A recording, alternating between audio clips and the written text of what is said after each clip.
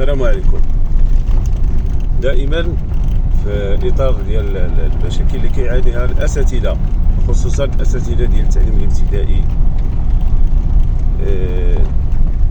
هذا انطلاقا من واحد التصريح او واحد الرد كان دارو دردور، سولو شي صحفي وقال لي الاساتذه التعليم الابتدائي، قال لي خلينا من الاساتذه التعليم الابتدائي، خلينا من الابتدائي. اذا كما كنشوفوا هاد المدارس ديال الرائده، قرينا وسمعنا بانه تمولات، يعني تجهزوا المدارس بالمساهمات ديال الاساتذه، مجموع الاساتذه في مؤسسات محمد السادس، على داكشي اللي داخلوا فيها. قرينا وسمعنا، اليقين ما عندناش، ولكن حنا قرينا وسمعنا شي مداخله في البرلمان هذا بانه الوزاره خدات هذوك المساهمات، استطاعات اللي تقتطعهم المؤسسه استعملتهم الوزاره لتجهيز المدارس، الحواسيب ولا داكشي.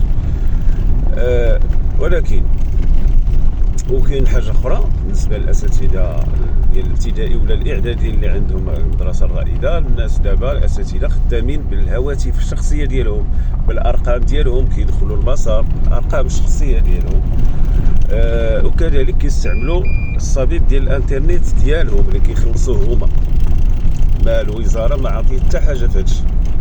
اذا هذه راه مساهمات من الاساتذه، كل الاساتذه، ماشي غير يعني الابتدائي. هذا الابتدائي هنا بخصوص لان كنستعملوها يوميا خصك دير تحميل ديال الدروس وكذا.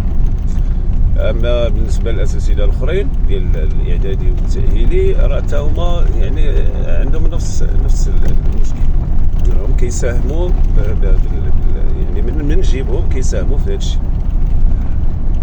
اذا ولكن انا كنستغرب علاش الحقره، علاش الاحتقار ديال الاساتذه، وخصوصا الاساتذه التعليم الابتدائي والاعدادي اللي عندهم دابا الرائده. البارح قريت في واحد المذكره انه اولا في واحد المراسله داروها هذاك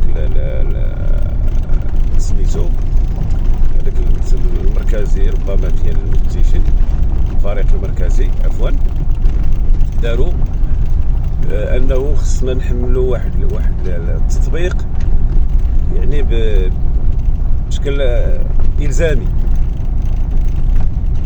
قلنا يعني لازم خاصك دز منك، وهذه انت خدام من جيبك، يعني